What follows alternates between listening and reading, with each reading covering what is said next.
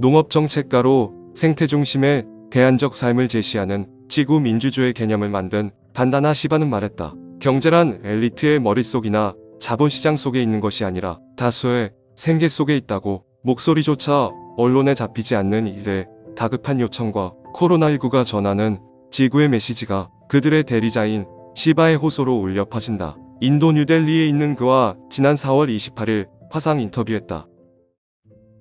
지금 인도의 코로나19 상황은 어떤가요? 지구에서 가장 혹독한 록다운이라고 봅니다. 경찰이 곳곳에 있어요. 거리는 물론 밖으로 나갈 수조차 없습니다. 일자리를 찾으러 도시로 온 지역 출신 노동자들은 고향으로 돌아가야 한다고 들었는데요. 대다수가 수용시설에 있어요. 다들 집에 가고 싶어 하죠. 그중 일부는 가기도 했지만 거의 붙잡혀 있어요. 먹을 것도 돈도 없다고 합니다. 가족에게 연락하려면 100루피가 필요한데 그마저도 없다고 합니다. 지금 저는 1억 4천만 명에 달하는 사람들 이야기를 하는 겁니다. 이들은 코로나19 시국에서 잊혀진 사람들입니다. 각 나라 정부와 언론은 바이러스 전파를 우려해서 현금 대신 신용카드를 쓰라고 권합니다. 거리에서 장사하는 상인들과 현금을 쓸 수밖에 없는 사람들을 고려하는지 의문입니다. 록다운 상황에서 저는 디지털 결제를 하지 않습니다. 새로운 테크놀로지는 사람을 필요로 하지 않아요. 이 경제가 우리를 내치고 있습니다. 모두가 자기의 생계 방식을 결정할 수 있어야 민주주의입니다.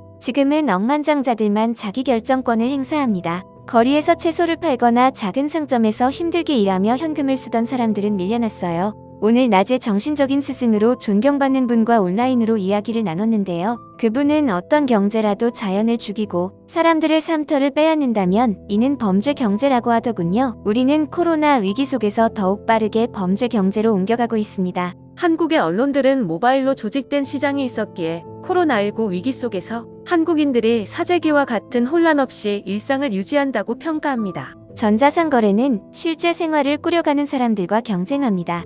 매우 집중된 운영이고 그 분배의 사슬 속에서 점점 더 많은 이들이 생계를 빼앗기고 있습니다. 플랫폼들 안으로 더 많은 자본 집중이 일어나고 있죠. 이미 호텔 업계가 재편됐고 택시 회사들이 무너졌어요. 우리는 월마트로 학습한 고통을 아마존으로 복습하고 있습니다. 거대 자본은 더 골목 안으로 파고들고 종자와 산업화 농업에서도 같은 일이 벌어집니다. 코로나19 위기의 주요 원인은 무엇이라 생각하시나요? 우리는 원인을 알지 못합니다. 중국과 미국을 둘러싼 거대한 지정학적 논쟁이 벌어지고 있기 때문이죠. 너무나 많은 설들이 난무합니다. 분명한 것은 코로나 바이러스가 박쥐로부터 왔고 우리가 이미 다른 팬데믹을 겪었다는 겁니다. 지난 30년 동안 인류에게 영향을 미친 새로운 질병은 300개 가까이 됩니다. 그중 많은 것들이 숲에서 왔습니다. 지금 야생종들의 질병이 이동하고 있어요. 예전에 인도 키아사나에서 전염병이 발생했습니다. 숲을 벌채하니까 원숭이들이 마을 가까이 왔고 원숭이 몸에서 나온 벼룩이 인간에게 오면서 출혈성 질환이 창궐했죠.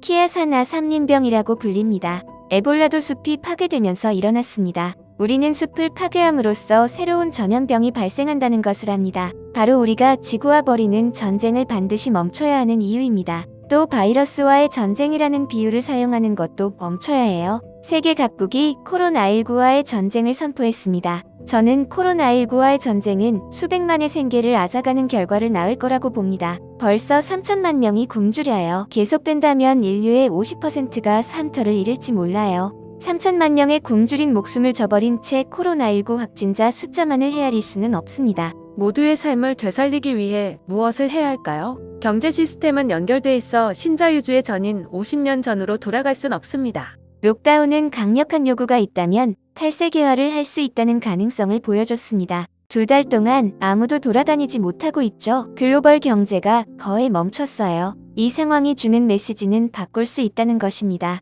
이미 바뀌고 있고요. 그렇다면 다음 단계의 경제는 무엇이 되어야 하는가인데 바로 자연을 위해 일하는 경제가 될 겁니다. 지구와 함께하는 경제는 이미 많은 사람들이 모색해왔고 준비되고 있습니다. 예전 방식에는 살 길이 없습니다. 사람이 없는 경제를 원하나요? 인공지능 로봇과 자동화는 이를 추구합니다. 우리들은 지금 5명의 억만장자들한테 의존하고 있죠. 그 구조는 사람 없는 경제예요. 제프 베이조스, 빌 게이츠, 마크 저커버그, 구글, 물론 그들도 고용을 합니다. 아마도 몇백만 명 중에 한 명꼴일 거예요. 하지만 고용인들도 소프트웨어 개발자들에 의해 곧 밀려날 겁니다. 선생님 없는 교육, 스크린이 아이들을 가르치는 교육을 원하나요? 인간에게 있어 가장 중요한 관계인 유대감은 바로 학교 운동장에서 키워집니다. 저는 이 전환의 시기를 맞아 지금 일어나는 분수령에 대해 아주 깊게 생각해야 한다고 여겨요. 습관적으로 판단하기보다 미래를 위한 논쟁으로 나아가야 합니다.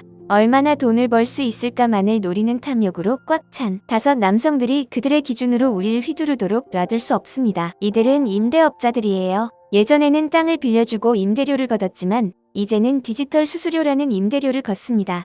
효샤나주 보프 하버드대 교수는 자본주의의 다음 단계를 감시 자본주의라 명명했습니다. 우리 몸과 두뇌에서 나오는 데이터로 돈을 법니다. 감시 시스템이 창조되고 개인에 대한 모든 정보가 수집되죠. 새로운 감시 시스템은 피부 아래 흐르는 우리의 모든 것을 조정합니다. 우리는 이 행성의 미래와 인류의 미래를 그들 손에 놔둬서는 안 됩니다. 한국이 코로나19 위기를 잘 넘기고 있는 이유를 사람들의 이동정보, 소비정보 등을 수집했기 때문이라고 합니다. 그리고 실제 다수 국민들은 안심하고 있고요. 코로나19 이후 정보에 대한 어떤 규제가 필요할까요? 우선 단계별로 결정해 가야 합니다. 이 디지털 시스템이 내게 얼마나 유용하고 실리를 주는지 생각하고 나의 실리를 넘어서 어느 정도까지 일상에 들어오도록 할 것인지 결정하는 거죠. 이 단계에서도 정부에 요구할 사항들이 나올 겁니다. 그러나 그 전에 지역 공동체의 의견이 자리 잡도록 토론을 조직해야 해요. 코로나19 이후의 미래는 인류를 위한 건강,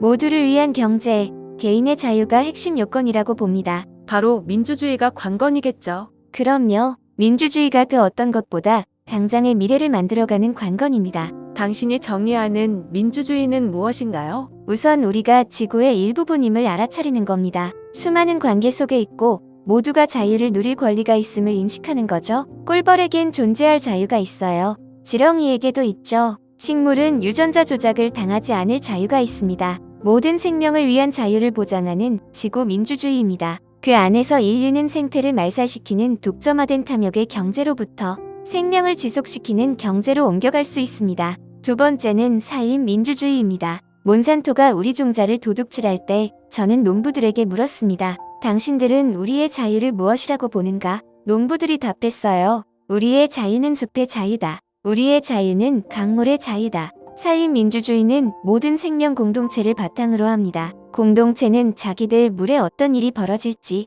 흡입하는 공기에 어떤 일이 벌어질지 마땅히 스스로 결정해야 합니다. 세 번째는 삶의 문화입니다. 세뮤얼 헌팅턴은 우리들이 증오로 만들어졌다고 말했어요. 만약에 내가 누구를 증오하는지 모른다면 내가 누구인지 모르는 것이다. 쓰레기 같은 말이죠. 저는 평론가인 토마스 프리드먼과 자주 토론을 했는데 그가 고1일 때 이런 시대 비평을 했어요. 나는 옆에 테러리스트가 있을까 무서워요. 정부가 확인하도록 권한을 줄래요. 지금은 이렇죠. 나는 옆에 코로나에 걸린 사람이 있을까 무서워요. 정부가 확인하도록 권한을 줄래요. 여기에 한 가지 더 분명히 하겠습니다. 새로운 불가촉천민을 탄생시켰다. 사람들은 단지 무섭다는 이유로 서로를 증오합니다. 바이러스는 적이 아니에요. 이 바이러스를 죽일 수도 없습니다. 서로가 서로를 두려워하는 결과만을 만든 겁니다. 하지만 타인이 없으면 나도 살아남을 수 없습니다. 이 두려움의 문화야말로 가장 거대한 바이러스입니다. 이미 경제 위기가 시작되고 있습니다.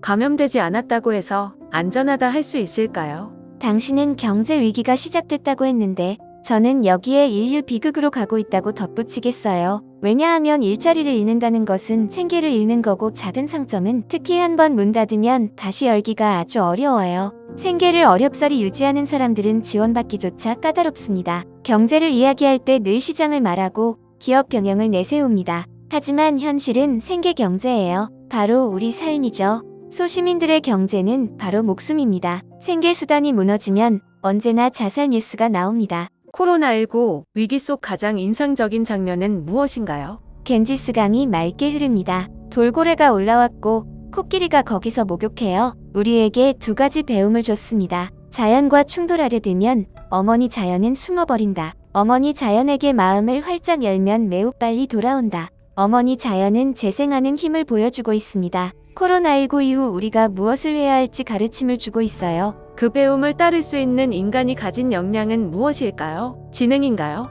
마음인가요? 마음과 지능이 분리되어 있다는 사고는 오직 서구에만 있습니다. 인도 철학에서는 의식을 기본으로 삼고 이는 모든 것의 기본이기도 하죠. 인도 철학에서 마음은 뇌의 작용이 아닙니다. 우리 몸 전체에 마음이 있고 마음은 더 큰 세상과 상호작용합니다. 왜냐하면 세상의 모든 존재는 의식을 갖고 있으니까요. 우리는 탐욕으로 움직이는 자기중심적인 세상에서 나와 지구의 삶을 평화로이 영위하는 생태중심 세상으로 나아가야 하지 않을까요? 자기중심적인 세상에서 벗어날 수 있는 팁이 있을까요? 서로 연결돼 있는 상호존재라는 것을 깨닫는 겁니다. 마음은 홀로 고립되어 있지 않다는 것을 알아차리기 시작할 때 순수한 본연의 상태로 됩니다. 그 속에서 우리 모두는 통합된 자아로서 서로 연결되어 있고요. 이를 알아차릴 때 비로소 우리는 에고에서 에코로 나아갈 수 있어요. 굴종과 속박에서 벗어나 자유로 나아가는 거죠. 록다운이 끝나면 저는 돌아다니면서 사람들과 포옹할 겁니다. 만약에 그들이 포옹을 영원히 불법으로 만들어버린다면 저는 그 법을 어기겠어요. 그리고 말할 거예요. 잡아갈 테면 잡아가라. 나는 인간의 포옹을 위험하다고 여기는 정권에 맞서 시민 불복종을 하겠다. 타인과의 전쟁을 선포한 당신들의 전쟁에 맞서 인간다움을 지키는 우리의 안전망을 세우겠다.